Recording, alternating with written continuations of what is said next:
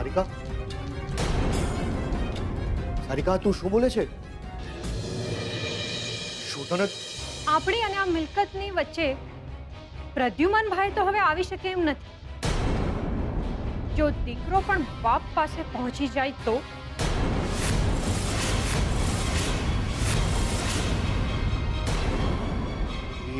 એક મિનિટ સારિકા, આ તું શું બોલે છે એનું તને કઈ ભાન છે? શોધન પ્રદ્યુમનભાઈ પાસે પહોંચી જાય મતલબ એટલો જ રણજીત કે જે કોઈ માણસ આપણી અને આ મિલકતની વચ્ચે આવશે એને કાયમ માટે દૂર કરી દઈશું.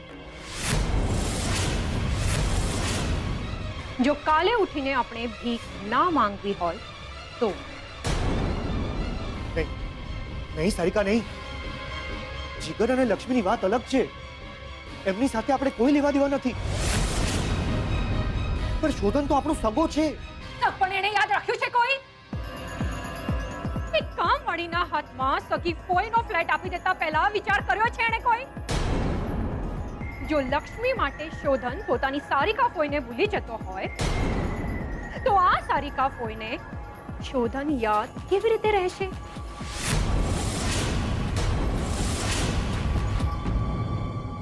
તમારા બંને વચ્ચે પતિ પત્નીના સંબંધ હતા. કોણ? લક્ષ્મી માં બનવાના.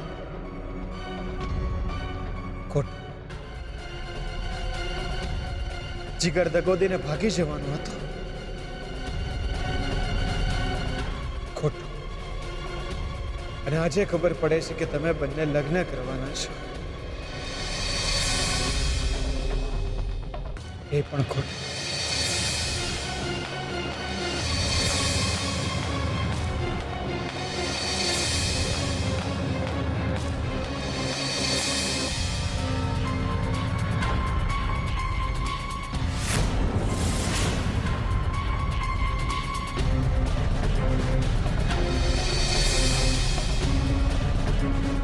આને કહેવાય ગયો લક્ષ્મી સામે ચાલીને ચાંદલો કરવા આવી અને આપણા મોઢે ચાંદલો થાય એમ નહોતું.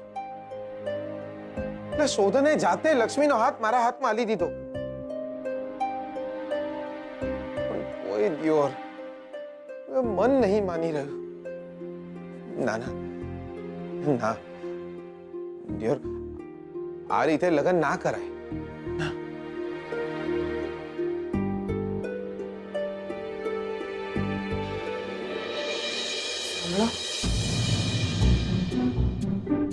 બકા 98 વર્ષના થશો. 98 વર્ષના? હમણાં 2 સેકન્ડ પહેલા જ તમને યાદ કર્યા હતા. હું એમ કહેતી હતી કે દાદાજીએ આ ચાવીઓ આપી છે. ના ના, મારે એમનું જૂનું સ્કૂટર નહીં જોતું.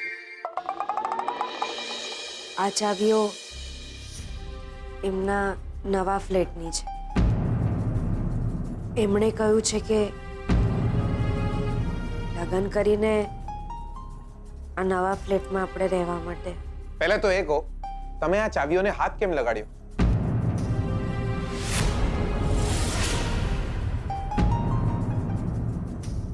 નહીં, આ મને દાદાજીએ કહ્યું. દાદા જે કહ્યું હશે કે આપણે બે લગ્ન કરવાના છીએ તો હાલો આ નવો ફ્લેટ રાખો, ખાઈ પીને મજા કરો. અને તમે ચાવીઓ લઈ લીધી એમ ને? નહીં એટલે કે પેલા ગોમના દિયોરો કંઈક તો શરમ કરો યાર. લક્ષ્મી આપણા સાચે બી લગ્ન થવાના હોય ને તો કોઈની પાસે ચાંદલો માગીએ એમાંના નહીં આપણે. તમે જો મારું ઘર માંડવાના હો તો એ ઘર બી મારું અને એ ઘર ખરીદવાની હિંમત બી મારી હોય.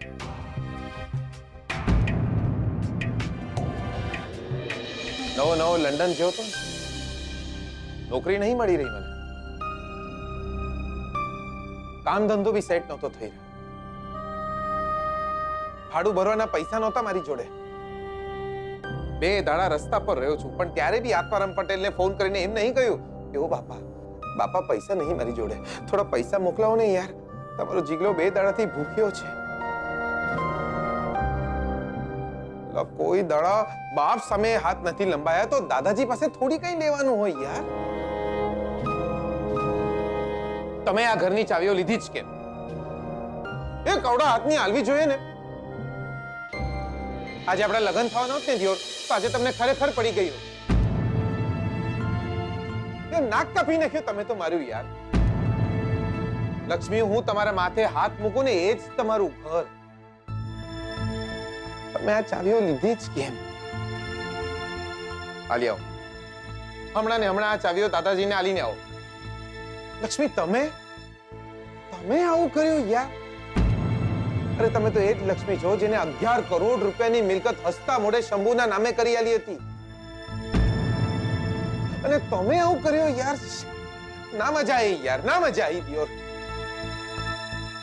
તમે હમણાં ને હમણાં આ ચાવીઓ દાદાજીને પાછી આલીને આવો, જાઓ. અને એમ બી લક્ષ્મી, આપણે શું કરીશું આ ઘરનું? આપણું ઘર ના બનવાનું છે ના વસવાનું છે. પણ મેં વિચારી રાખ્યું છે કે આપણું ઘર કેવું હશે. આપણું ઘર વાદળોની વચ્ચે હશે. આમ દરવાજો ખોલીએ ને એટલે મેં એક ધનુષ પૂછ્યા વિના જ ઘરમાં આવી જાય. અને ઘરમાં લાઈટની જરૂર બી ના પડે. ખબર છે કેમ? કારણ કે આપણા ઘરની આજુબાજુ બહુ બધા તારાઓ હશે. જરૂર પડે એમ તારાઓને તોડી તોડીને ઘરમાં લગાવી દેવાના. પણ એક જ તકલીફ છે યાર, આપણું આ બહુ સુંદર ઘર સ્વર્ગમાં છે. મર્યા પછી જ આ ઘર વસી શકે એમ છે. લક્ષ્મી, ત્યાં આપણે બંને જોડે જોડે રહેશું. હા, આપણું ઘર બહુ સુંદર હશે. આપણને નહીં જરૂર આવા નાના મોટા ઘરની. જાઓ જાઓ, આ ચાવીઓ દાદાજીને આલીને આવો, જાઓ.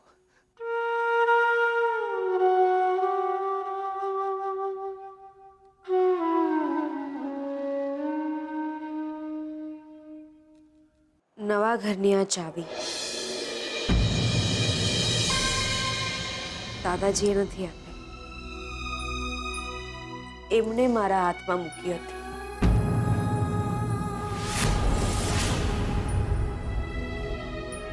અને એમનું આપેલું હું કઈ ટાળી નથી શકતી ને. હું તો આ ચાવીઓ દાદાજીને પાછી જ આપવા જતી હતી, પણ મને થયું કે એકવાર તમને પરીક્ષા લેતા તમારી.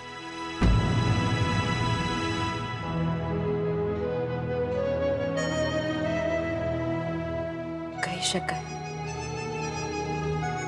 તો શું લાગ્યું? સાચું કહું, આ ચાવીઓ જે નવા ઘરની છે એના કરતા તમારું વિચારેલું ઘર વધુ સુંદર છે.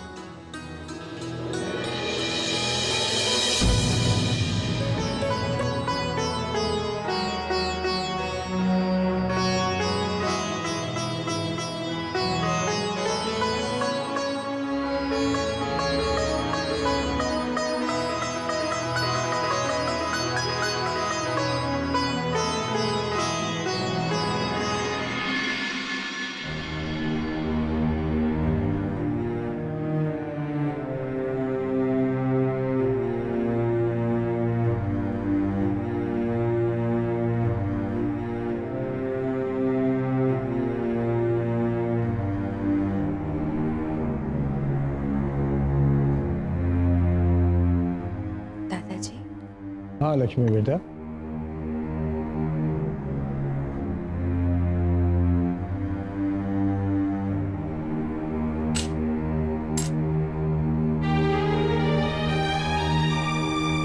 દાદાજી, મને બસ તમારા આશીર્વાદ જોઈએ. આટલું મોંઘું ઘર, આટલું મોટું ઘર મને ના જોઈએ દાદાજી.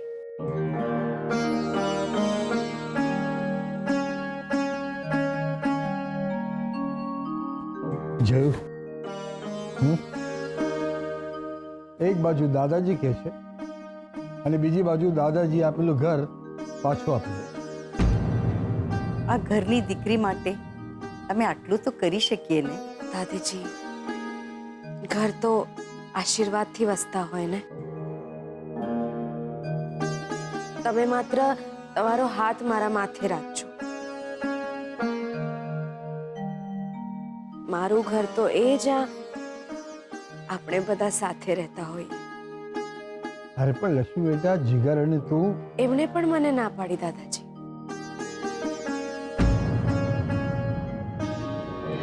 આ ઘર પર માત્ર સારિકા ફોઈનો હક. આને કહેવાય સંસ્કાર. કરોડો રૂપિયાના ઘર કરતા આપણા આશીર્વાદ વધારે મોંઘા કર્યા આ છોકરીએ.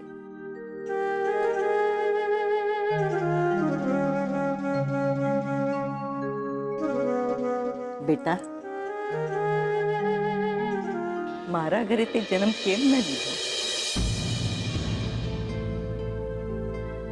લક્ષ્મી બેટા, અમારે મનતું તું સારિકા કરતા પણ મોટી, કારણ કે એણે ક્યારે પણ આ ઘરની ચાવીઓ પાછી નહોતી આપી.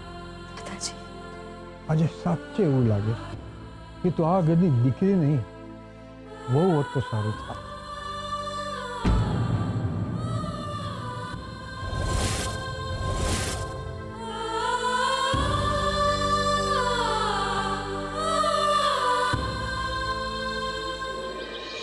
કેવું છે હવે મામને?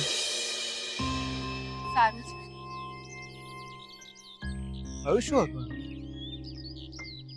સાચું કહું છું તો તારા ડેડની પિંડદાન વિધિનું સાંભળીને મમ્મા બહુ જ ડિસ્ટર્બ થઈ ગઈ. યુ નો, તારા ડેડ અને મારી મમ્મા બંને બેસ્ટ ફ્રેન્ડ્સ હતા. આઈ નો. અને તારા ડેડની આ વિધિનું સાંભળીને મમ્માને સતત એ જ બધું યાદ આવતું. મને બધી વાતની ખબર તો નથી, પણ ડેડે કહ્યું છે કે એ દિવસે મમ્માને સતત એ જ એક્સિડન્ટ યાદ આવતો હતો. સમજી શકું છું શ્રુતિ, એમની આંખોની સામે એક્સિડન્ટ થયો હતો. મારી મમ્માએ તારા ડેડને બચાવવાનો બહુ જ પ્રયત્ન કર્યો. ડેડ તો દોરડું લેવા માટે દોડી રહ્યા હતા. એ બહુ જ બૂમો પાડતા હતા કે કોઈની હેલ્પ મળી જાય. મમ્માએ પણ તારા ડેડનો હાથ પકડી રાખ્યો હતો, પણ મમ્માને બહુ જ ગમી છે કે તારા ડેડને બચાવી નહોતી શકી. ઇટ્સ ઓલ રાઈટ શ્રુતિ. મમ્માને કહે છે કે એ માત્ર એક્સિડન્ટ હતો, એટલે જે બનવાનું હતું એ બની ગયું. અને એમ પણ આ વાતને હવે ઘણા વર્ષો વીતી ગયા છે, એટલે મમ્માને કહે છે બિલકુલ પણ ગિલ્ટ ફીલ ના કરે. હા, અને મમ્માને એટલે જ આપણા લગ્નની ખુશી પણ છે અને ઉતાવળ પણ કે એમની જૂની દોસ્તી નવો સંબંધ બની જાય. આપણે લગ્ન તો કરી જ રહ્યા છીએ, અને હવે ક્યાં મોડું થાય એમ છે.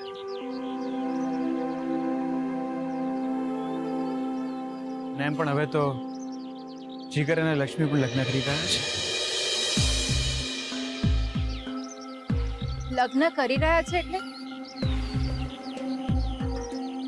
એ તો લગ્ન કરવાના જ હતા ને. ઓફકોર્સ, હું તો એમ જ કહું છું. બસ હવે કોઈ વિઘ્ન ના આવે. એ લોકોના લગ્ન પણ આપણી સાથે જ થઈ છે.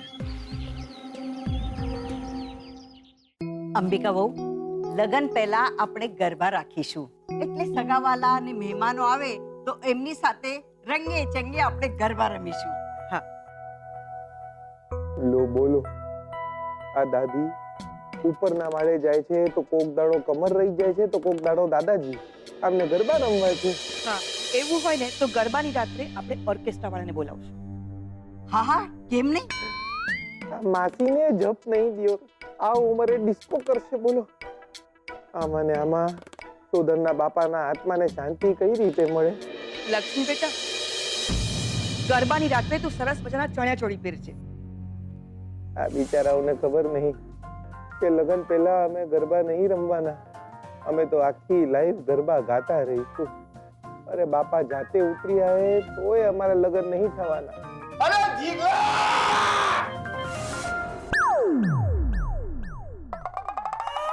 ક્યાં મરી ગયા કોમના દિયોર? દિયોર મારા બાપાનું જોર જોયું. મેહોણામાં રાડ પડી તો છેક વડોદરા સુધી સંભળાઈ. મેહોણાથી ગાડી આઈ રે, ઓ દરિયા લાલા, મેહોણાથી ગાડી આઈ રે.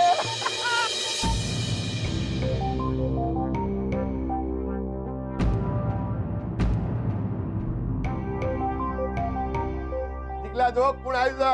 અલા તારા બાપા આયા છે બીજ ભડાકા ધૂમ ધડાકા કરવા માટે.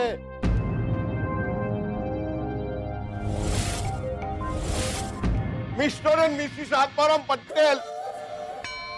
અને આ ક્યો ગઈ? ઘરથી તો જોડે જ આવી હતી. અહીંયા જીગલાની માં આય કે નહીં તો નવી કરે હું તો અહીં આઈ ગભરાઈ ગઈ.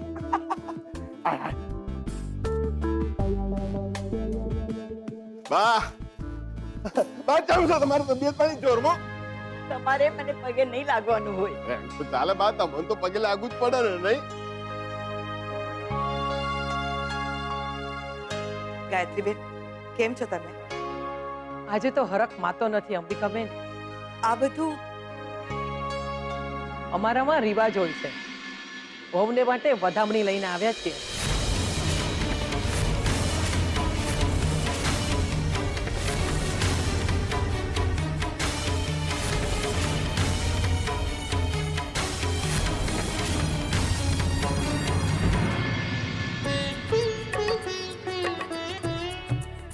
લક્ષ્મી બેટા,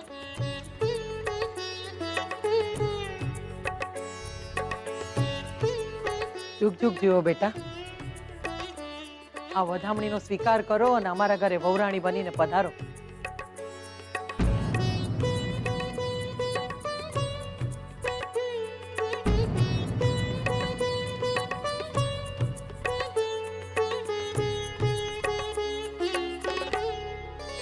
જુગ જુગ જો બેટા. તને ખબર છે અમે તો મેહોણામાં છે ને કેટલી વાર ઘરે માતાજીને તેડાઈએ હો. અને અત્યારે એવું લાગે છે જાણે અમે સાક્ષાત લક્ષ્મી માતાને તેડવા આવ્યા છીએ.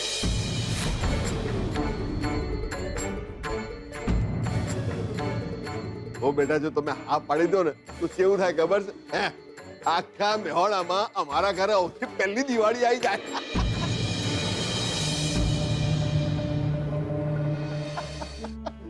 અરે એક મિનિટ, આ શું તમે ગેલા કાઢો છો યાર? તો યાર તમને મેહોણામાં છૂટા કોણે મેલ્યા? આઘારો કહું છું તમને, આઘારો. આ જુઓ અમને, જુઓ કોણ છે આ લક્ષ્મી છે. જુઓ બચારા કેટલા ગભરાઈ ગયા છે. આવું કરવાનું?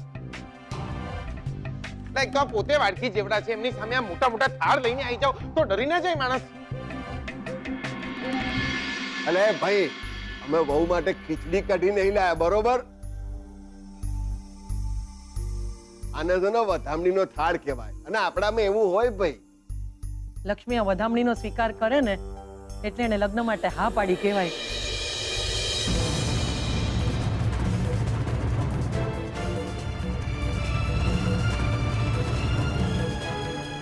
અરે બા, એ બા, આપણે એકલા એકલા આવું કરે તો ના ચાલે. તમે સમજો નહીં યાર, એટલે ઘરના બધા હાજર હોવા જોઈએ. અને શોધનના બી તો લગન છે. આપણે એકલા એકલા ફટાકડા ફોડીએ તો ના ચાલે યાર. લાયો મારે બેટો જીગલા લાયો તું તો યાર. છોકરો કોણો શું? હોભર્યું અલી એ જીગલાની માં, મારું બેટું આપણું આ ગલુડું કેવું વ્યવહારું થઈ ગયું છે નહીં? બધું વહુના પ્રતાપે છે. હાર પે કશો વાંધો નહીં. આપણે કામ કરીએ, બધા આવી જાય પછી આ વધામણીની વિધિ કરીશું, બરાબર? શું થયું ભાઈ? માણસ શ્વાસ છૂટો ના મૂકે હવે યાર. ઓહો હો આત્મારામ પટેલ, તમે